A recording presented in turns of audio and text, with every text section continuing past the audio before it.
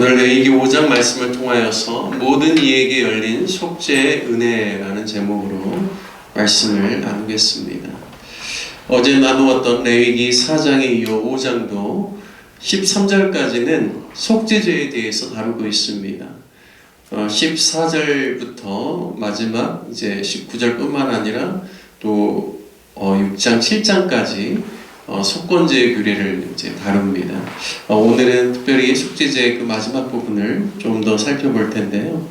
4장 말씀 어제 우리가 읽어보았던 것처럼 속죄제를 드릴 때는 자신이 여호와의 계명 중에서 하나라도 그를 범하였을 때 그것을 이제 깨닫게 되면 주님께 나와서 제사를 드린다라는 말씀을 드렸습니다. 그런데 이제 고의적으로 자신이 죄를 범할 의도를 가지고 한 것이 아니라 그러한 의도가 없었지만 본인이 알지 못했기 때문에 그래서 이제 부지 중에 범한 죄에 대해서는 반드시 하나님께 속건제를 드리라고 말씀을 하시죠. 그런데 오늘은 5장에서 세 가지를 더 이야기를 하고 있습니다. 첫 번째 속죄제를 이제 추가적으로 더 드려야 될 때는 1절 말씀에 보면 저주하는 소리를 듣고서 자신이 이제 목격했는데 증인이 되어서 재판장 앞에서 본 것이나 들은 것을 아는 것을 알려야 하는데 그렇지 못하였을 경우에 그것이 자신에게 죄가 되고 허물이 되어 그에게 돌아갈 것이니 속죄제로 주님 앞에 나와서 드리라고 하는 것입니다.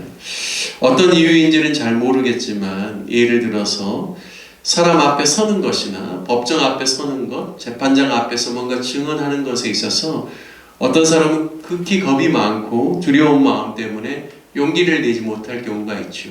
바로 그러한 경우에 해당된다고 할 수 있겠습니다. 그래서 그럴 때는 본인에게 그것이 허물이 되고 죄가 되기 때문에 속죄제를 드려야 된다는 것이죠.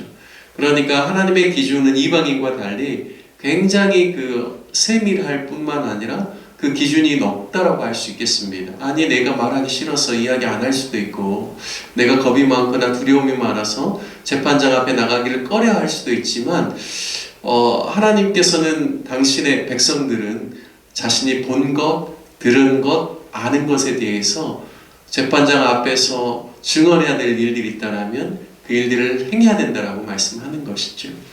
또한 2절에서 보면 부정한 것들의 사체를 만졌거나 부정한 사람이 부정에 나왔을 때 그것이 부지 중에 일어난 일이라고 할지라도 허물이 되고 그것을 깨달았을 때는 속죄제를 드려야 한다라고 말씀합니다. 그러니까 하나님께서 율법을 통하여서 출애굽기에서 부정한 것과 또 정한 것에 대한 기준들을 가르쳐 주셨죠. 특별히 사체를 만지지 말도록 하고 부정한 짐승을 만지지 말도록 하였는데 자신이 그냥 부지 중에 앉았었는데 그때는 인식하지 못했다가 시간이 지나고 그것을 깨달아지게 되었을 때 반드시 그것에 대해서 속죄제를 드리라는 것입니다. 그리고 세 번째는 보면요, 4절 말씀에 입술로 맹세하여 악한 맹세를 했거나 선한 일이라고 할지라도 함부로 맹세하여 자신이 깨닫지 못하다가 이제 깨닫게 되었을 때 속죄제를 드리라고 합니다. 악한 맹세를 했는데 그러니까 그 당시에는 그게 악한 맹세인지 잘 몰랐다가 시간이 지나고 난 다음에 내가 왜 그렇게 맹세했지? 라는 생각이 들면서 자책하는 마음이 들 때 바로 속죄제를 드리라는 것이죠. 물론 선한 맹세라고 할지라도 내가 너무 경솔하고 내가 너무 함부로 하였을 경우에는 또 그것을 깨달았을 때 속죄제를 드리라는 말씀입니다. 하나님께서 당신의 이름을 망령되이 일컫지 말라라고 말씀하셨죠. 이 맹세라는 것은 단순히 자기의 이름을 걸고 하는 것이 아니라 하나님의 이름을 걸고 대부분 구약에서 하기 때문에 경솔하게 하지 말라라는 것이죠. 이방인들의 기준으로 볼 때는 다음 앞에서 본 이 세 가지들은 어떻게 보면 죄의 기준으로 여겨지지 않을 것들입니다. 하지만 하나님의 백성들은 거룩한 하나님의 백성으로서 하나님이 말씀하신 것에 조금이라도 위배됨이 있거나 마음에 찔림이 있다면 그것을 그냥 내버려 두지 말고 하나님 앞에 나와서 속죄제를 통하여서 속죄의 은혜를 받고 기쁨을 누리고 다시금 헌신하는 그런 믿음의 삶을 살라라고 하나님께서 주시는 은혜입니다. 속죄의 은혜는 하나님 백성들에게만 주어지는 놀라운 축복이죠. 저와 여러분은 이제 신약의 시대를 살기 때문에 소나 양이나 염소를 잡아서 하나님께 속지 않은 것은 아닙니다. 우리는 예수 그리스도의 피를 힘입어서 그분의 대속의 십자가의 그 은혜 가운데서 죄를 고백하고 회개할 때 하나님께서 우리의 죄를 눈과 같이 희게 하여 주실 뿐만 아니라 우리의 죄를 기억지도 않으신다라고 분명히 말씀하고 계십니다. 따라서 우리는 우리의 마음 가운데 조금의 거리낌이 있을 때 그냥 대강 넘어가는 것이 아니라 주님 앞에 고백하고 회개하고 자백함을 통하여서 우리 안에 죄가 틈타지 못하도록 하는 그러한 속죄의 은혜를 또 삶 가운데 누리는 저와 여러분 되시기를 주님의 이름으로 축복합니다. 오늘 속죄의 은혜를 보면서 저는 모든 이에게 열린 속죄의 은혜라고 말씀의 제목을 정해봤습니다. 이 모든 이라는 것은 믿지 않는 자들을 포함하는 것이 아니라 정말 하나님의 백성이라면 누구든지 이 속죄의 은혜를 누릴 수 있도록 행하신 하나님의 은혜에 대해서 나누고자 합니다. 첫 번째는 속죄의 은혜를 하나님의 모든 백성이 누릴 수 있도록 하나님의 특별한 배려가 오늘 말씀에 나타나 있습니다. 속죄제를 드릴 때 제사장과 회중들이 여호와의 계명을 범하였을 때는 사장이 보면 수송아지를 희생 제물로 드리라고 하죠. 그리고 그들의 죄를 속하기 위해서는 또 지성소와 성소가 있는 성소 안에 들어가서 그 지성소와 성소를 가르는 휘장에 피를 7번 뿌리라고 말씀하고 있고 향단의 뿔에 또 피를 바르라고 말씀하고 있죠.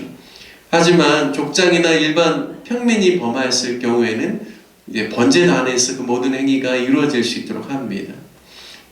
하지만 족장이면 숫염소를 드려야 되고 평민이면 암염소를 드리라고 하죠.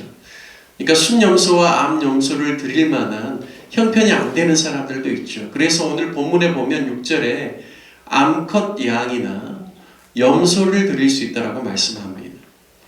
어린 양, 염소. 그리고 7절에 보면 이것에도 미치지 못하면 산비둘기 2마리나 집비둘기 새끼 2마리를 가져다가 하나는 속죄제물로 드리고 하나는 번제로 드리라고 이야기합니다. 그러니까 속죄제는 자신의 죄에 대해서 속한다라는 의미이고요. 번제는 우리가 첫 번째 번제 이스라엘의 5대 제사 중에 첫 번째를 드릴 때 이 번제 의미는 모든 것을 다 태워드리는 헌신의 의미가 있다라고 말씀을 드렸습니다. 그래서 나의 죄를 속하기 위해서 속죄 제물로 하나를 드리고 하나는 하나님 제가 다시금 하나님께 헌신하고 하나님께 속해 있음을 고백합니다라는 그러한 마음으로 번제를 드리라고 이야기합니다. 그런데요, 참 놀라운 것은 여기에서 끝나는 것이 아니라 이것도 드릴 형편이 안 되는 아주 가난한 사람을 위해서 11절 말씀에 보면 만일 그의 손이 산비둘기 2마리나 집비둘기 2마리에도 미치지 못하면 고운 가루 10분의 1 예바를 하나님께 드리라고 합니다. 이 10분의 1 예바는요 1 예바가 22리터입니다. 그러니까 10분의 1 예바면 2.2리터입니다. 우리 어렸을 때 되를 사용했거든요. 되 한 대가 보통 1.8리터 조금 넘습니다. 그러니까 10분의 1 예바면 우리로 이야기하면 되 한 대 조금 더 되는 그러한 양을 주님께 드리라고 이야기하죠. 속죄제물로요. 그런데 하나님 앞에 제물을 드릴 때 희생의 피 없이 그냥 곡물만 가지고 곡물 자체만 가지고 드리는 제사는 없습니다.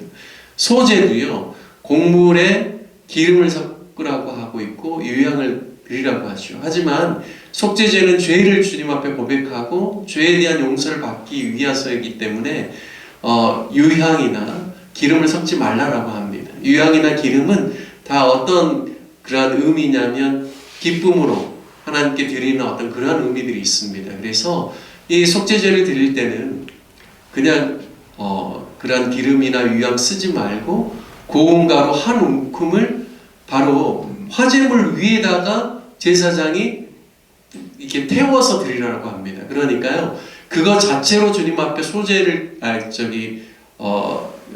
드리는 것이 아니라 상번제를 제가 한번 설명을 했는데요. 아침과 저녁에 주님께 번제를 드리는 그런 일련된 어린 양을 조석으로 드리는데요. 그래서 늘 번제단에 불이 피워져 있고 또한 그 번제물이 계속 타고 있는 것이죠. 바로 그 위에 한 움큼을 그 고운 가루를 하나님께 속죄 제물로 드리라고 합니다. 그래서 번제에 기반한 그 한 움큼으로 드리는 속죄제가 되는 것이죠. 반드시 희생을 기반으로 해서 바로 하나님께 속죄의 은혜를 그렇게 또 누릴 수 있도록 하나님께서 특별히 가난한 자를 향하여서 배려하시는 주님의 그 배려입니다. 따라서 이스라엘 백성이라면 누구라도 바로 속죄의 은혜에 참여할 수 있도록 하나님께서 속죄제에 아주 구체적이고 세밀하게 이스라엘 백성들을 배려하여서 이런 또 제사를 드리도록 말씀하고 있습니다. 그리고 여기에 한 가지 더 살펴볼 것은요, 5절 말씀인데요. 아무 일에든지 자신이 잘못하였다라고 자복하라라고 말씀합니다. 속죄제를 드릴 때는 자신의 죄에 대해서, 자신의 허물에 대해서 구체적으로 고백하게 하는 것이죠. 여러분, 우리가 이 부분을 생각할 때 요한일서 1장 8절에서 9절 말씀이 생각납니다. 만일 우리가 죄가 없다고 말하면 스스로 속이고 또 진리가 우리 속에 있지 아니할 것이요, 만일 우리가 우리 죄를 자백하면 그는 미쁘시고 우루우사 우리 죄를 사하시며 모든 불의에서 우리를 깨끗게 하실 것이다 라고 말씀했습니다.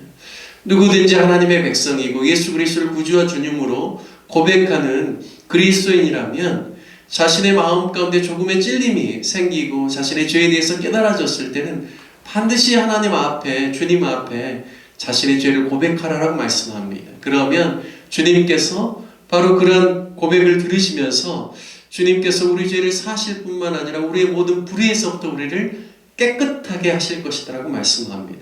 그러니까요, 속죄의 은혜가 무엇에 있습니까? 자신의 죄를 자백하고 고백하면서 주님 앞에 회개할 때 주님이 주시는 그 속죄의 은혜를 우리가 누릴 수 있다는 사실을 우리에게 가르쳐주고 있습니다. 우리는 근본적으로 주님으로 말미암아 속죄함을 입고 또 의롭다 여기심을 받는 하나님의 자녀가 되었지만, 그럼에도 불구하고 일상 가운데서 우리 안에 계속적으로 또 생겨나는 유혹과 또 유혹 앞에 넘어지면서 범하는 죄에 대해서 그냥 가볍게 넘기는 것이 아니라 우리가 반드시 주님 앞에 고백하고 또 주님이 주신 속죄의 은혜 가운데서 더 힘있게 거룩한 삶을 살아가고 또 주님의 은혜를 나누는 삶을 살아가는 그러한 저와 여러분 되시길 주님의 이름으로 축복합니다. 함께 같이 말씀 적용하며 기도하기를 원합니다. 오늘 속죄제에 대해서 구체적으로 더 보았는데, 우리 모두가 속죄의 은혜 가운데서 경건하고 거룩한 삶을 살게 해달라고 기도하기를 원합니다. 늘 우리 자신의 연약함과 죄악을 고백하는 것이 부끄러운 일이 아니라 더욱더 하나님의 거룩함을 향하여서 나아가는 놀라운 비결이 된다는 사실을 깨닫고 늘 회개에 합당한 삶, 회개에 합당한 열매를 맺을 수 있는 저희들 되게 해달라고 함께 기도하기를 원합니다. 특별히 우리